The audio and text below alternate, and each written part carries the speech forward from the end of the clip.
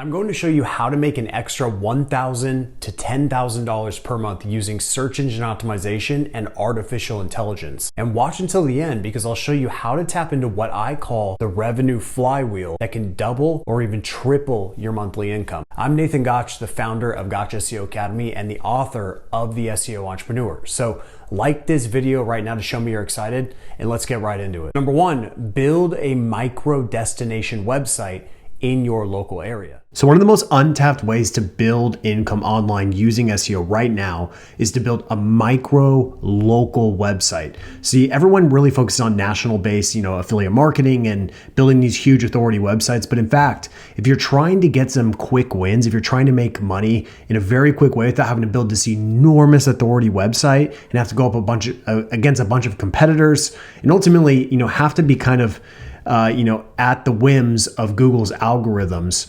On the local level, things are a little bit easier. You can get results faster. Yes, the income potential is not typically as high, but I'll show you later on in this video how you can take these rankings with this local website and you can use those rankings to greatly expand your income. So what you're looking at here is actually an example of a site that we built specifically in a little tiny city. And you can see right now, this is despite all these updates that have been coming. Our traffic is totally unaffected. We're still growing. And this is honestly just a passive little project that we just did for a test site. So if we actually commit to this and actually want to grow, we can double, triple, quadruple the size of this. But it's really just to prove this particular model. And so what I'm going to be showing you is how you can actually take advantage of this. All right. So the way you need to think about this is, most people who are building out websites and trying to monetize websites by using SEO, what they do is they just basically focus on the entire United States or an entire country. So they're going to do, best creatine, okay? And that's going to be applicable to all the United States. Nothing wrong with that, but the biggest problem is competition. The problem is that Google allocates more resources towards national queries, and you're going to be under the microscope a lot more. But as we start to niche down by location, things start to get really interesting. So we go from United States down to the state level, which is Missouri in this case, down to the city or even the county level, and then all the way down to a micro city within the larger county, okay? And what you're gonna see here, as I'm gonna show you some real life examples, this is one of the most powerful ways to build a local niche site that you can actually make money from. Like, people really, really underestimate how much opportunity there is. Okay, just to give you perspective, like the website in this scenario is a tiny little city with about 11,000 people. Okay, 11,000 people. We're not even fully ranking that well quite yet. Haven't even done any link acquisition. Haven't pushed this really hard. And this is a city with 11,000 people. Look how many keywords we've taken already. 633 keywords. And what's fascinating about this is that just in this tiny little city of 11,000 people, there are almost 100 businesses in just this tiny little city, okay? And if we start to think about how we can start to tap into helping businesses with their SEO, you can start to see where I'm going with this, okay? So just to kind of review here, what we're gonna do is we're gonna niche down super, super far. So let me show you a couple examples of this in real life. Okay, here's an example right here. This is from SEMrush. You can see Choose Chicago, and it's a beautiful, beautiful website that basically is just completely built for the city of Chicago, okay? And this is, once again, you probably don't want to attack the broad city, and I will show you how you can actually attack the broader city, but you have to be a little more strategic. But this just gives you an idea of, like, sites like this are really, really popular. I mean, if you look at this one, 1.2 million organic search visitors. I mean, just absolutely crazy how much traffic this site gets. So you can actually go over here and check this one out. Once again, nice, beautiful website. And most people don't even know what Overland Park is. I mean, it's, in Kansas City. And, you ask anyone outside the United States, I'm sure they don't know what Overland Park is, right? But look at how beautiful this site is. You can see how much traffic they're getting. Almost 60,000 visitors a month, just organically, for people interested in this one city, okay? Tons of opportunity. Once again, here in my local city over here, St. Louis, another great one. It's a really cool site, right? It's awesome. And so what these businesses have already built the blueprint for you, and you can take the blueprint and you can apply it to a much smaller, lower competition city, and you just can blanket that city and become the authority in that one little micro location, okay? So let's say, another one here too, Visit Dallas. If you just want to keep going with this, this is another great example. Visit Dallas. you can see once again, all right? So there's tons and tons of these. You can go pretty much across all the United States and find these. All right, so let's say you wanted though to go after one of the bigger cities. Well, what you could do is you could take, like, explore St. Louis, for example, and what you go in here is you go to KD very easy. All right, so it's just keyword difficulty. How many links is it going to take essentially to rank for this? And then go to the advanced filters and just put in the actual city. So we basically get rid of all the other stuff. Then let's say you wanted to do a St. Louis related type of website. Well, what you wouldn't want to do is build like an authority website, because that's going to be just very difficult, right? What you should do is you should go really, really micro and build a very specific website to St. Louis. Okay. So what you do is start looking through these and start looking for things that you could actually build a site around, like something that has a topic that could be very, very deep. Okay. So for example, if we look at this map of St. Louis County, that's not going to be a good website, because basically you could have one page that fulfills that. All right. So we want to look at ones where there's an opportunity to actually build something that could have a lot of substantial interest. Okay. When you combine it across many things. Okay. So one of these things right here is outdoor activity St. Louis. Okay. This is one that I would consider, right? Building an entire website just around the best outdoor activities in St. Louis. And you could do all of St. Louis County. But if you think about that, if you had a whole site just focused on this one core idea, think about how easy it would be to rank. Think about how topically relevant that site would be, okay? And I'll just show you just to give you an idea of what this is like St. Louis SEO Consultant. This is a site that I build inside of Gotcha SEO Academy just to show people how you can do this. But you'll see, like, I rank number 1 here with this site, okay? It's literally one page. Like, it's a one-page website, and it ranks because it's so incredibly hyper specific. All right. This works insanely well. Okay. And we can even just take off consultant. I think it's still ranking pretty well. Yeah, it's number 3, even without the exact match. Okay. And then I'm right here as well. But the point is, this is what you can do. So this is why I teach people in the academy, like, if they're trying to get SEO clients or trying to build like a site where they can start to make some money, the best thing you can do is just go local, like get real granular on the local level. There's so much opportunity, and I cannot express it enough. It is so untapped. Okay. So you can build out these little micro sites. You could do one about outdoor activities. You could do one about live music. You could showcase those events, right? There's just so many things you could start to look through here, and you just want to see, is there a little bit of interest? You just don't want to do one where there's just not a lot of interest overall. The other technique is to build one of these kind of explore St. Louis type of websites, but do it for a micro city, like in the county or outside of the big metro. So in this case, like Creve Coeur, I picked this one, which is right outside of St. Louis. And you can see this is a tiny city. I think it has about 18,000 citizens in the city. And you can see, if we go and look at the total volume and the total opportunity here, this is a tiny little city, and there's at least 55,000 searches a month just for everything related to Creve Coeur, Missouri. Okay, 55,000. All right. And that's just what SEMrush is able to pick up. This doesn't account for all of the thousands and thousands of keywords that these tools can't even pick up. Okay. And I'll show you in a second how we can identify those keywords that these tools will never pick up, but people are absolutely searching them, because I've been able to prove that with this particular website here. We actually build out a lot of pages that don't have any quantifiable keyword data, but the way we're able to do it is because we're using common sense. We're modeling these sites that already exist, and using a little bit of ChatGPT. So I'll be showing you how to do that in a second. For the rest of this video, I'm going to be showing you actually how to build one of these sites from scratch, just like real quickly how to get it set up and running. It would take you 5-10 minutes to get a site up and running. And then from there, we'll start to do keyword research, and we'll do a bunch of other stuff to prepare and build the foundations of this campaign.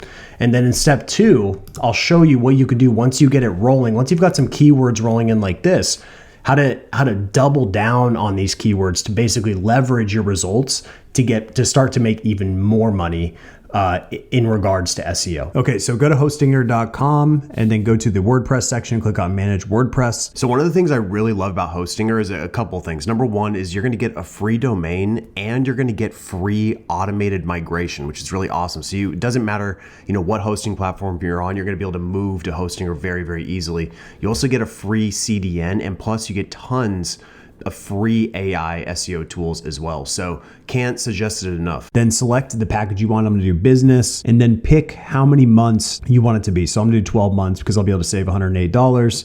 And then go ahead and enter your details and enter coupon code GOTCH SEO, and then click apply. That's gonna take you to the control panel. And then we're going to just start selecting these options that are most relevant to you.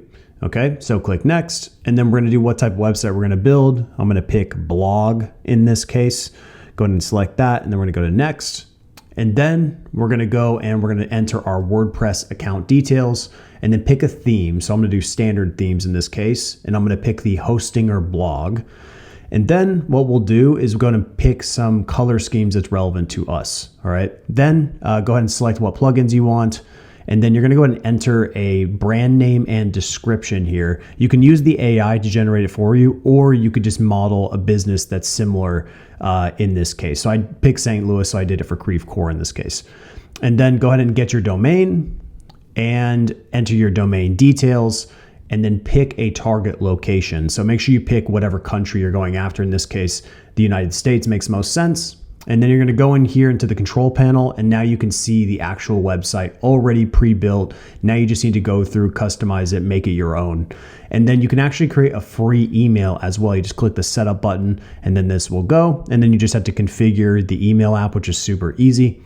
And then from there, we're gonna go ahead and we're gonna go and test the loading speed with Hostinger. And what we're gonna find is it's extremely fast out of the gate. That's why I love Hostinger. It's so fast and so easy to set up. So can't recommend Hostinger enough. Make sure you use coupon code GOTCH SEO at checkout, and highly, highly recommend them as your hosting provider. So what we're gonna do now is we're gonna start to build a keyword foundation for this little micro website for Creve Coeur. So what you should do is, if you're using SEMrush, I'd recommend just creating a list. So you can just go ahead and do this, and I'll just call it CC for Creve Coeur, and then just create that list. And what this is gonna do is, as we do our keyword research, we can just start to add keyword ideas to this list, okay?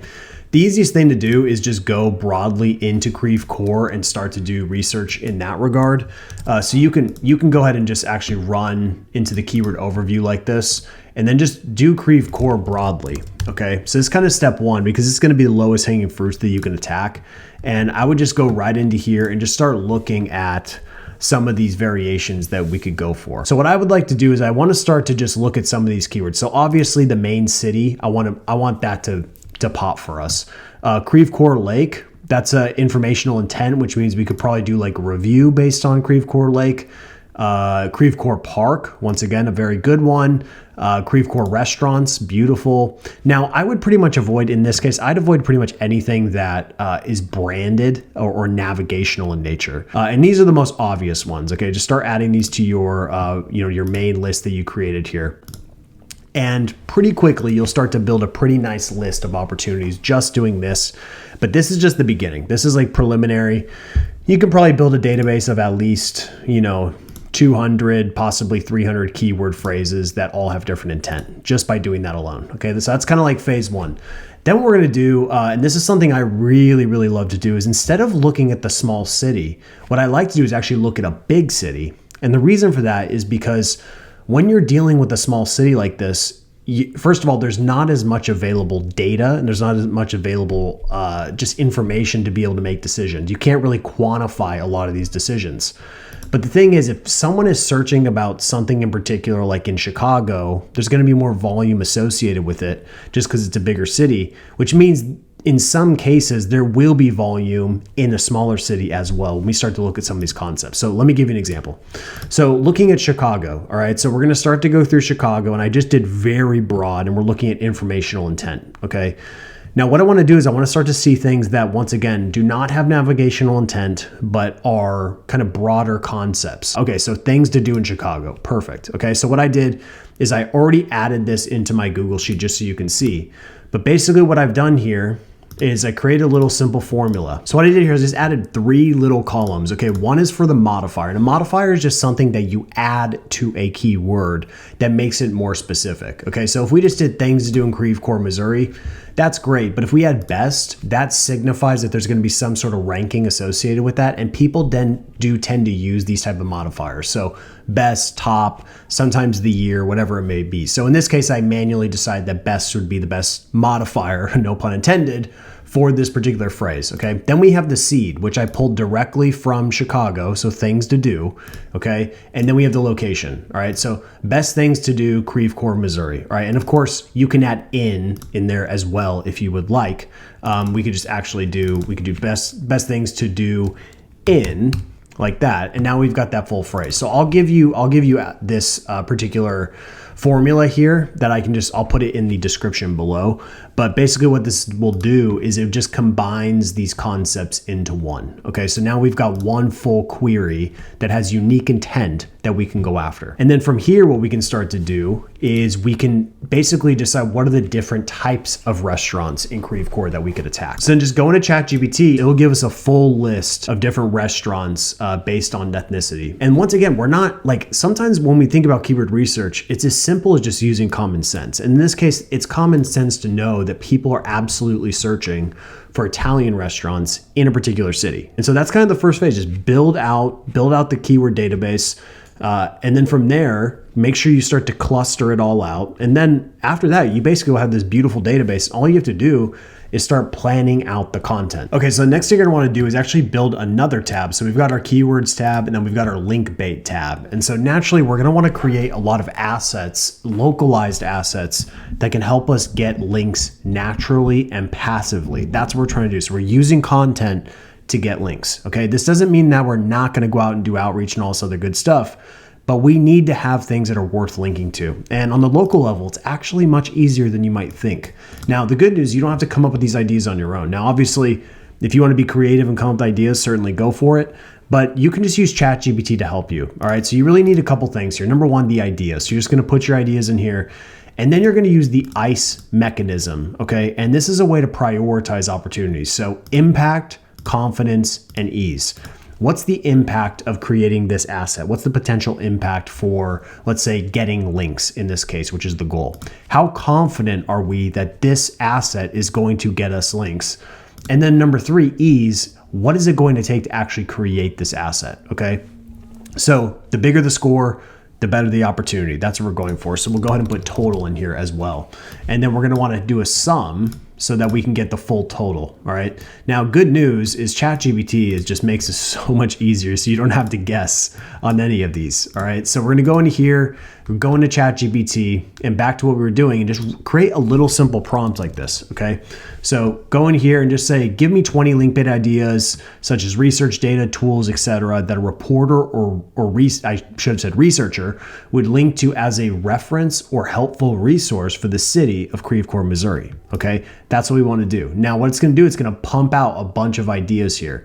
And a lot of these are really good. Interactive map of Creve Coeur. Okay, so if we look this up on Google, let's see if anything like this even exists. All right, so we're going to go over here, check out these top 3 and see, is there anything that's interactive in nature? Okay, so when we look at this is actually from the Creve Coeur government website. A lot of room to improve, right? There's not a whole lot going on here. So existing land use, pretty standard stuff, pretty boring, not super interactive, not super fun. So we can make this more interesting, all right? Interactive map here, once again, this looks like, doesn't seem like something that's super interactive based on what I can see. We can try to see if it's interactive, and it's not. This is not really what we're going for here, okay? Now go over here. Once again, this is just a general map, so this isn't really anything. And then this one here, it looks like this is kind of like I don't even know what this is. All right, so the point is there's a lot of opportunity to do this just on this one alone. Then we have a historical timeline, local business directory, annual events calendar. Like, there's just so many things that we can tap into here. And honestly, these are good. Like, these are legit. And I'd probably just be building out as many of these as possible. Okay. Now, one thing that you can do too is you can actually have ChatGPT give you the steps for building out these assets. So that's why I did in this example. It gave me the steps for building this. Now, some of these are going to be more difficult than others, naturally. Now, if you don't want to do this yourself, of course, you can just go right into Fiverr and start looking at the AI services, and you can get these guys to build you these apps. You can go into programming, get them to build it there too. So there's people that can help you, okay, if you need to get this done.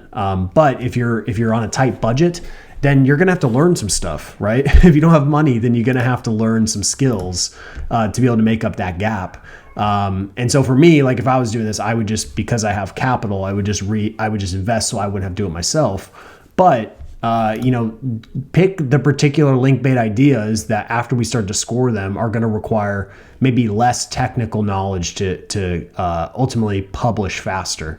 All right. So then what I did is I said, rate this list based on the impact, confidence, and ease formula.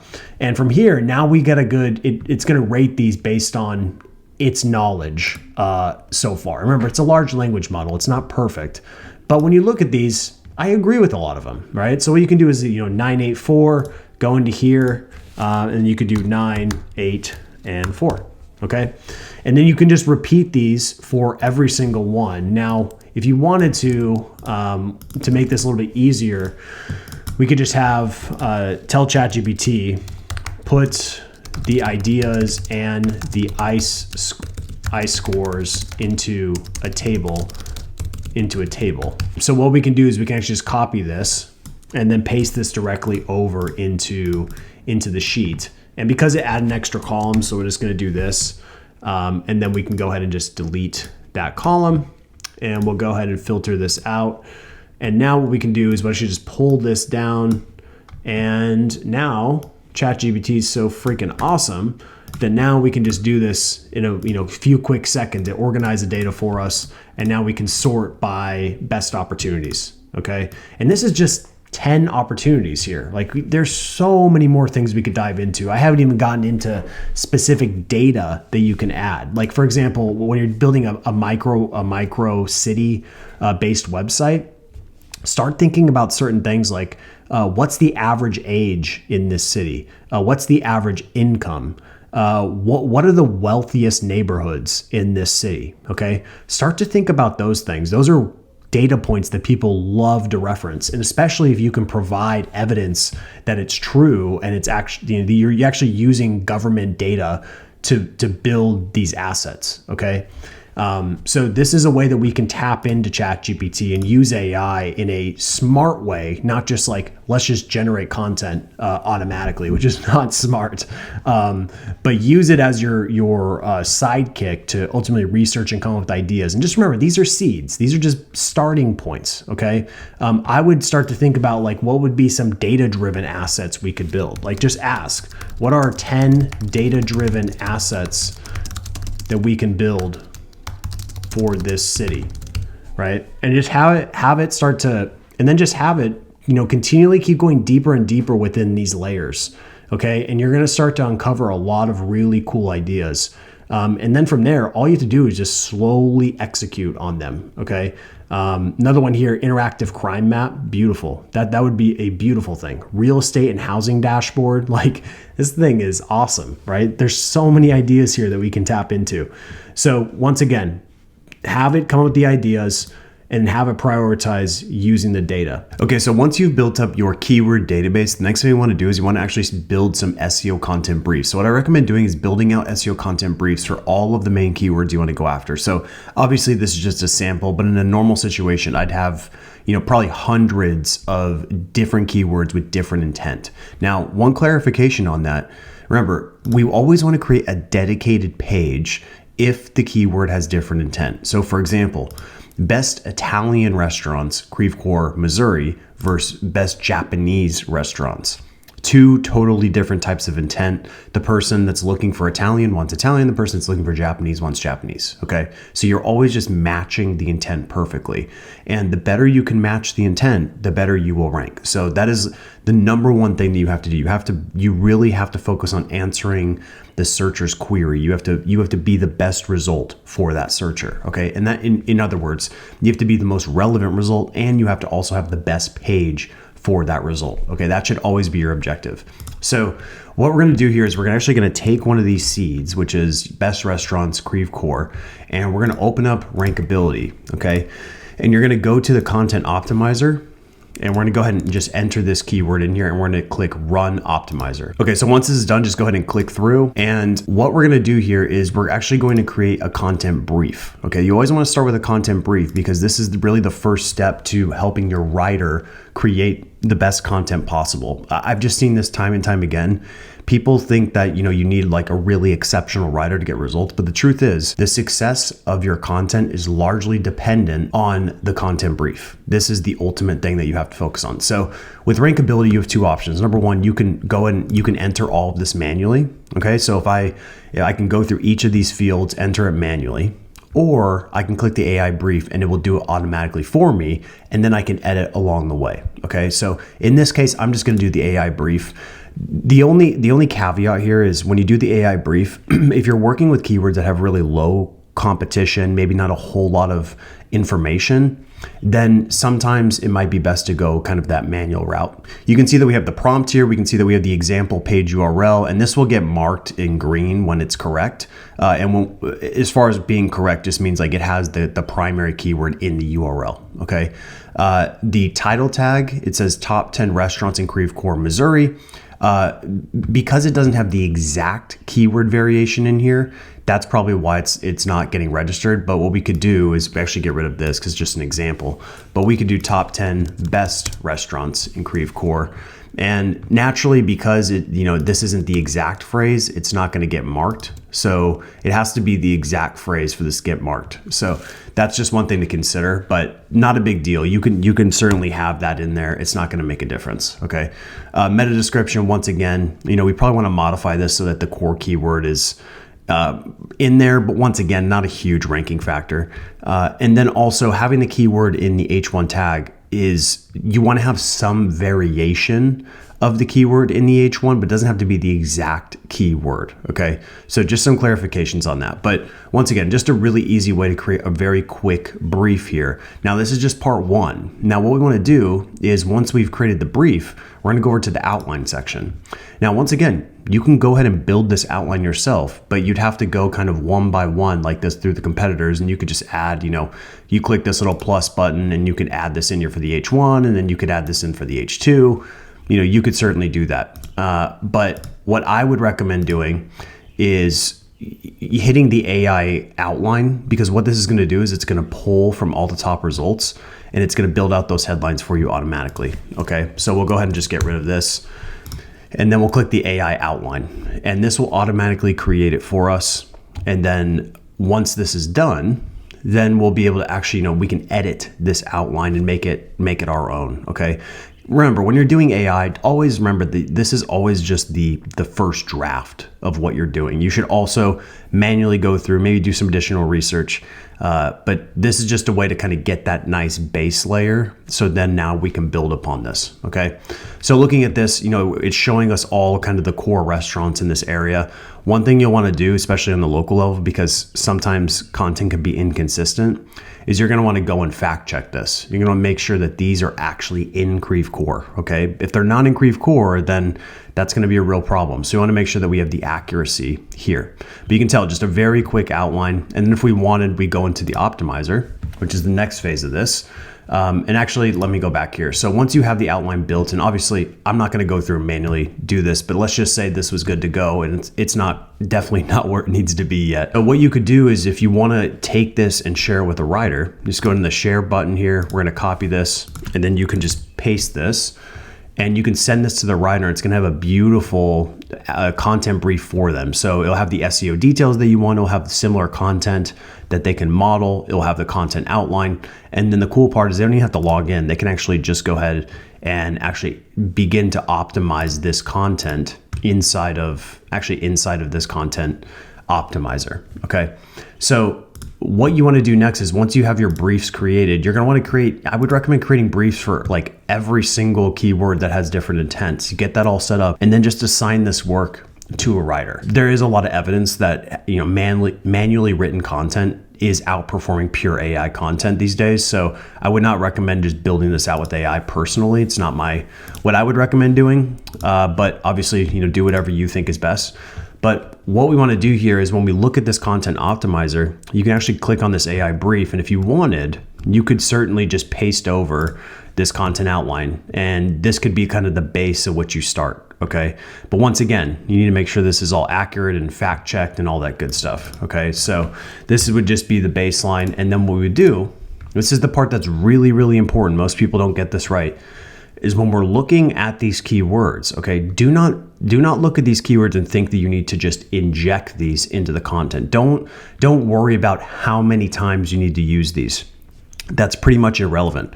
What matters is that view these as topics. Okay. These are topics that you need to cover in the content. So I see, you know, Bristol Seafood Grill. Clearly that's something that I need to put into this content. It needs to be on this list because the top competitors are using it. And if you need clarification, you can click on this and you go to examples, okay? And you'll see specifically where this has been mentioned among the competitors. And it's not always going to be the ones that are in the top 10, but what you'll see is in the top 30 or so, this is being mentioned. Therefore, it's likely very accurate, okay? And you'll see this, it actually is. Olive Boulevard is in Creve Coeur. This is accurate. So this would mean that we would want to add this to our content. So we just need to figure out where this would need to go on the list. So we would just go ahead and do Bristol Seafood Grill. And now that gets highlighted and we're good to go, okay? Also Creve Coeur, making sure that we're mentioning that. And really what we're trying to do is we're trying to get into this optimal range for the rankability score, okay? Yes, you can certainly go above it. It certainly will not hurt. But we would just want to basically get into the optimal range at a bare minimum. That's like just base level bare minimum. And these keywords are always going to be sorted by importance. So as you go down, these become less important, less competitors are mentioning these. But it doesn't mean that you shouldn't mention them. It just means that they're being mentioned much less. Okay. So you really want to focus in kind of on front load on these top ones here and make sure you're hitting these topics. Okay. Once again, you're not just injecting these into the content. View these as topics. And now number 2, build a micro localized SEO agency. Okay, so just to review, what you're gonna do is you're gonna build a localized micro website that can honestly act on its own. You can actually make money with that website on its own, either through advertising, selling business listings. There's all kinds of things you can do, partnerships, collaborations. There's a lot of ways to monetize even a tiny little local website. But what I recommend doing if you really want to expand your income is you should leverage the results from your local site to ultimately get SEO clients. Okay, so what this looks like is we create a localized website to build awareness. All right, that's what we're doing. We're building trust. We're building a portfolio of results. We're building up authority in that local area, which gives us more credibility. And then we create a micro local marketing agency that specifically targets the location that you already have results in. Okay. Now, what I recommend doing is picking a specific niche within that local area. I don't recommend just targeting the whole entire location and every business that's in it. And I'll be showing you an example of this in a second, but just you have the local results. So you're going to leverage those to ultimately land clients. Okay. And if you look at this, a lot of people think that they need like a massive amount of results to be able to offer SEO services, but you actually don't. You can, every single ranking position that you have achieved is a result, right? And when it comes to SEO, every keyword phrase is its own individual battle. So you can take this one little battle and you could make this a part of your portfolio. So you can literally, with one website, you could technically have, like in the case of this example on here, like 1,900 keywords. You could have 1,900 keywords in your portfolio to use in your sales process. Okay, so don't overthink this. You don't need a massive amount. You need much less than you probably think. Okay. And then the next thing here is just kind of thinking about how you can do this logistically. So this is an example from a website that's doing this really, really well on the national level. Basically what they've done is they've created an authority site in the niche that they want to go after.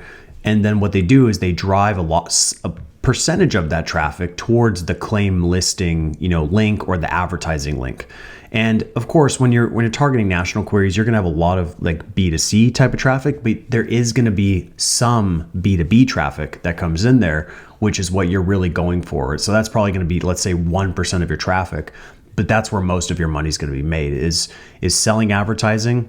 And then ultimately what you can do is when they submit an inquiry for advertising, you can certainly give them your packages, but you can also say, hey, by the way, we also actually do SEO or digital marketing for this specific niche, right? So in the case of this Creve Core example, we do SEO for dentists in Creve Core, just so you know, okay? So it's a very easy transition there where you can start to drive inbound traffic for an agency, okay? And then just so you know, this is just to give you kind of a broad overview. A cold prospect can require 20 to 50 touches to book a discovery call. Okay, so people way underestimate how many touch points you actually need. And you can certainly just rely on any one of these channels. But if you're going to be able to do this effectively, what you want to have is more of an omnipresence type of strategy. You want the prospect to kind of see you everywhere, right? You want them to make that comment like, man, I see you, I've seen you everywhere. I saw you on YouTube, I saw you on LinkedIn, I saw you on, I searched you on Google and found you there. Then I was in a community, I saw you there. And then, oh, you're here at a Chamber of Commerce event as well, right? So like these are all touch points. Now, not all touch points are created equal. For example, a touch point on LinkedIn, like let's say they see one of your pieces of your content on LinkedIn, that's considered like a soft touch point, right? So maybe they saw it, but they just kept scrolling. Like there's not a whole lot of interaction. So it's basically, a one-to-many approach. And it's kind of the same thing with LinkedIn and YouTube or any type of content-centric method touch point. Like don't expect it to move the needle a lot. Now, YouTube is the exception. YouTube can really move a relationship forward a lot faster just because it's video. Okay, so you can move that line a lot quicker of the know, like, and trust.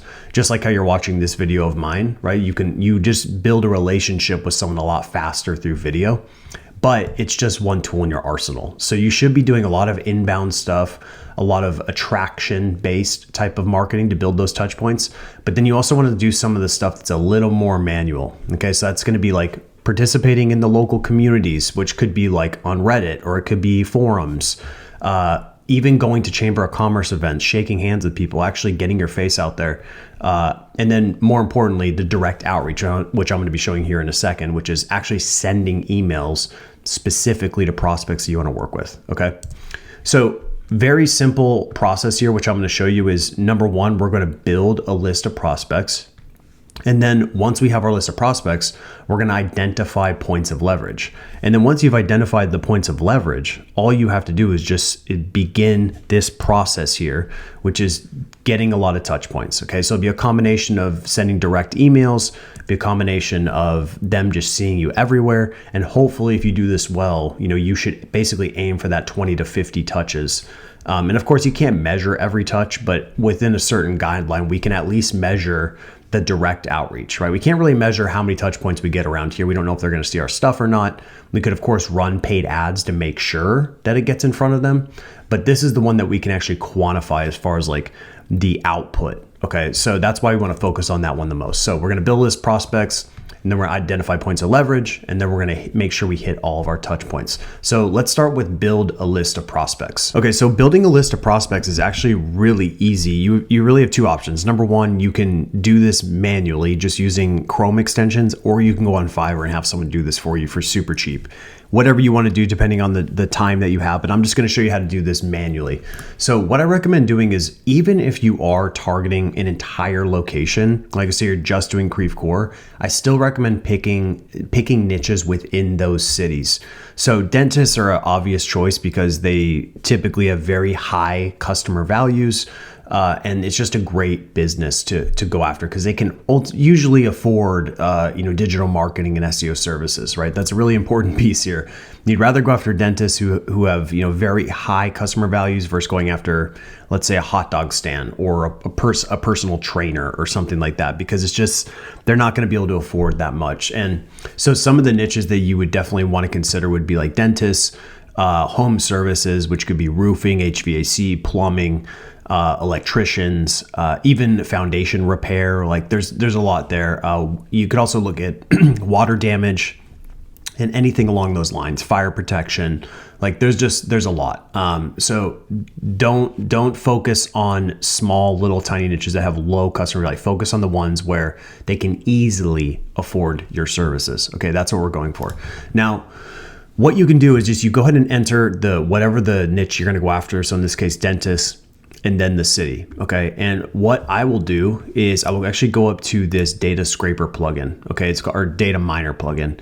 And usually it will show a few where you can pull directly from here, but what you can do is just test it. So we'll go over here and just click this play button, and it will show you how it will scrape those results. Now, sometimes it's not so good. So like this one's requiring premium, so we're not going to do that one.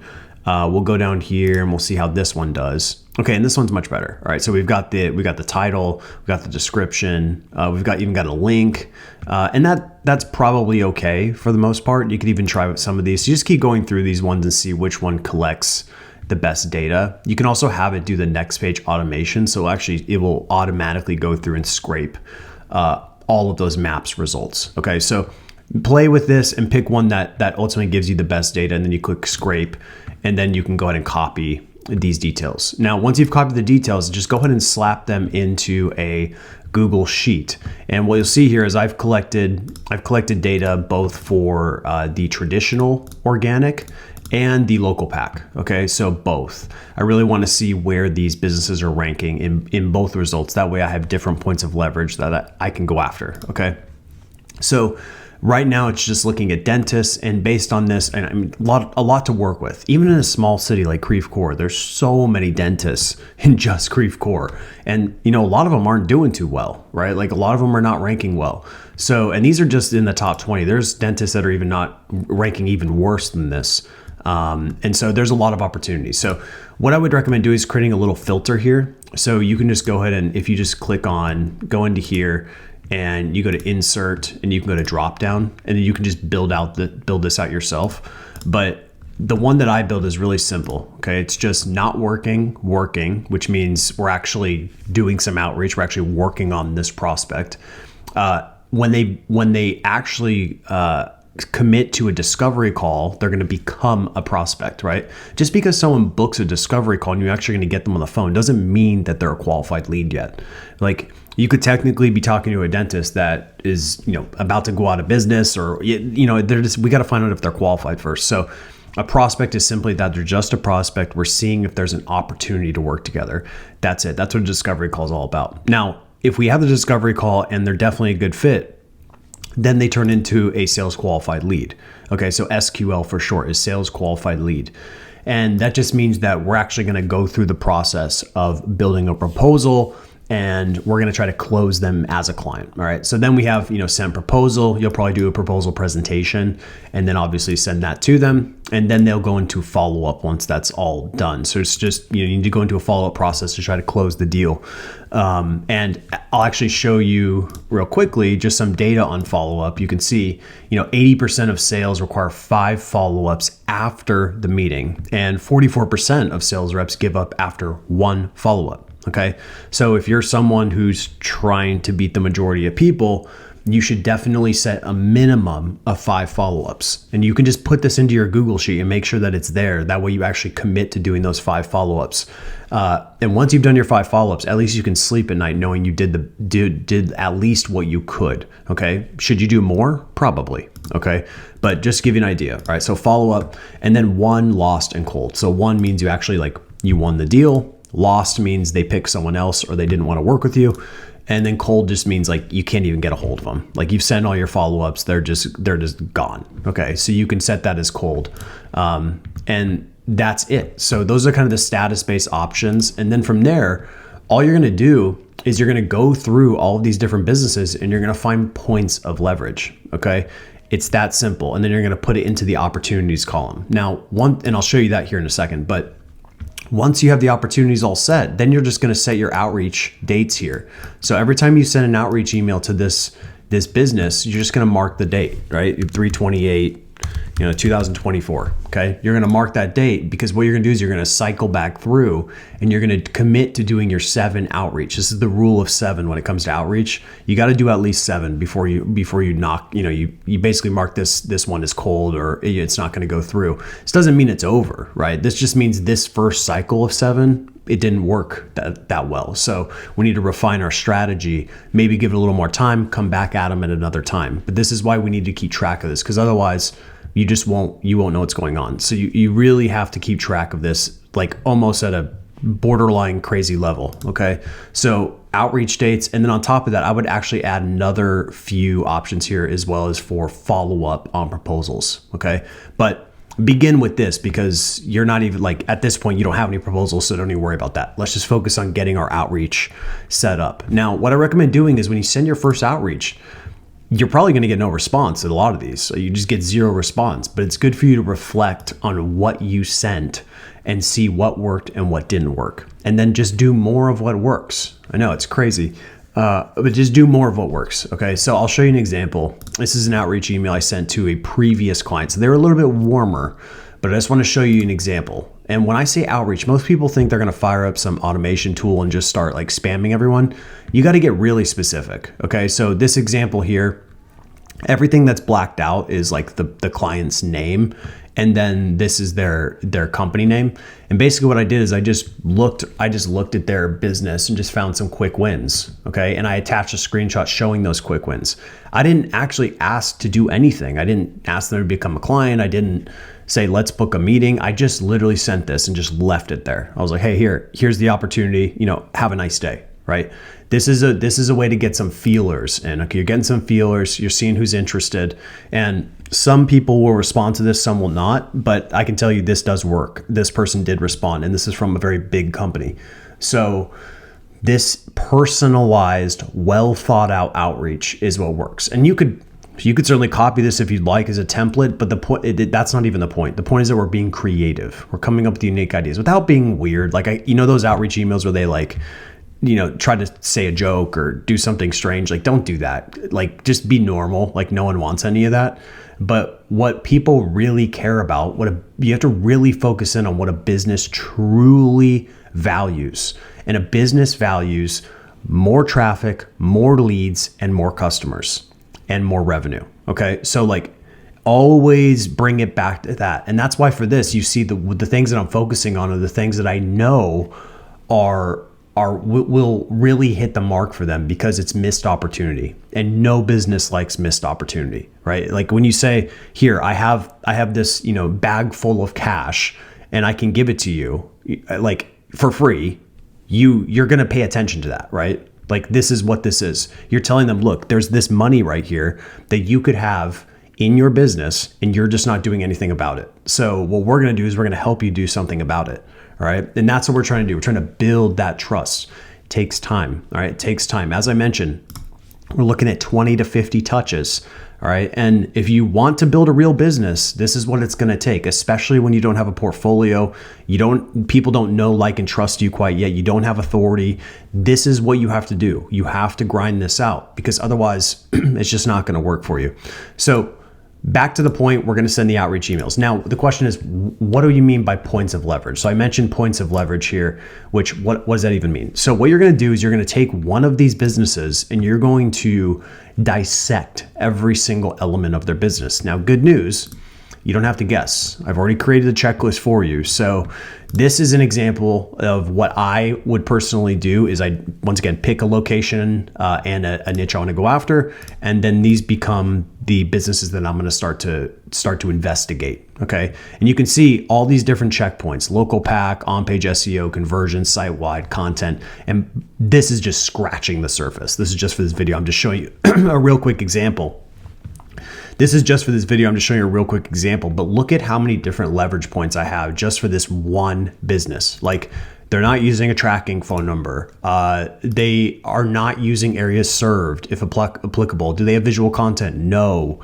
Do they have as much visual content as their competitors? 0 versus 15 to 30. Do they have relevant description? They don't even have one.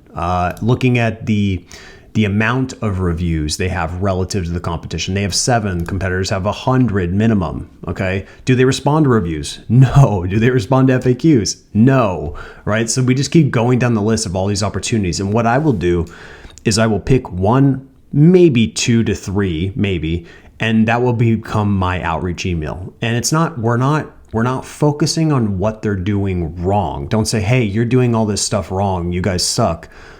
What you want to do is you want to focus on the opportunity. Okay. So don't say what they're doing wrong. Say what they're missing out on because they're not doing this, right? Like, this is the reason why they're not getting more leads from Google. This is why, because they're not doing the things that they need to do. So we're going to say, hey, if you do X, then this should improve your local pack rankings, which then can lead to more high quality leads for your dental practice. Okay. So you're giving them like, okay, here are the things that we need to improve. These are the opportunities. We improve those opportunities. You actually show them how to improve them. You give them advice for free. And then what you'll find out is when you show them exactly what to do, the funny thing is they're actually going to not want to do it at all. Okay. That's what it comes down to, because they have stuff to do. And another cool thing you can do is you can actually use this section here, which is this page optimized well for NLP? Take their content for their page that they're trying to rank and then put it through rankability. And you can see how well this page is optimized. And if it's not optimized well, and it looks like even with Grammarly, it's not doing too hot. But you can tell like this, they need to be in the 38 and they're at a 22. So you can actually quantifiably use this as a point of leverage to improve. Now they're in the right word count range, but it shows that they're not, this page is not relevant enough for them to rank well. So all you'd have to do is just go up to the share button, you go here and you say, hey, by the way, I just want to show you this real quickly. You know, you guys are at about a 22. We want to get this up to a 38. And these are the keywords you can actually use and topics you can use on this page to improve the relevance of this page. So you're literally giving them results in advance. You're helping them. And just remember, these are just points of leverage. So you're going to keep hitting each of these points throughout your outreach.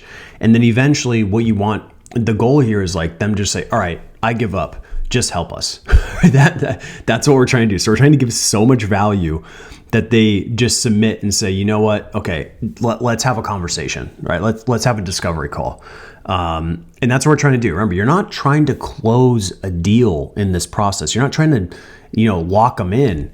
You're just trying to get a phone call. That's it. That's literally all you're trying to do. So just change your mindset on this. Don't think like I'm doing this outreach to close deals. No, you're doing this outreach to get a simple phone call, just a discovery call. That's it. That's all you're doing. And hopefully if you keep doing this well and you stay consistent and you send the follow-up and you keep hitting on the points that they care about, a percentage of these will work. It's inevitable if you're doing it this way. Now, if you're just sending outreach that's generic and not helpful and isn't actually unique and personalized, don't expect to have good results. But if you're doing it the way that I'm describing, you have a far better success rate. Yes, you cannot scale this, but that's not the point. We're not trying to scale this. We're trying to build real partnerships with real businesses and real people. You don't need massive scale to build a $10,000 per month SEO agency. You only need like 3 or 4 clients to do that. It's not like, we're not talking huge scale here to hit that point. Like, people get way too obsessed with scale. So you don't need to worry about that in the beginning. What you need to worry about is standing out. You need to be unique, because when you don't have authority and you don't have a portfolio and you don't have trust, you have to make up that gap somewhere else. And the way you make up that gap is by giving more value and outworking the people that you're up against. And the good news is that's not very hard. So that's all you need to do. We're going to review this real quickly, but just to keep it simple, you're going to build a list of prospects. You're going to identify points of leverage. You're going to get as many touch points as possible, especially if you can get to a Chamber of Commerce. Absolutely join the Chamber of Commerce and go to all the events. For example, I just went to my Chamber of Commerce event recently, and I downloaded this onto my phone, spoke with many Chamber of Commerce members, and had a bunch of them say, hey, we actually need help with SEO. So I said, hey, here, just scan this. And what this did is this actually takes them to this page. And when they scan that QR code, it takes them to this specific page where they can book a call. Okay, that's it. Simple as that. So don't overthink this. You just need to do you need to really focus on building the authority and trust in that local area. And if you do the things that I'm showing you, it's almost inevitable, as long as you don't give up. Okay, that's the key here. So that's it.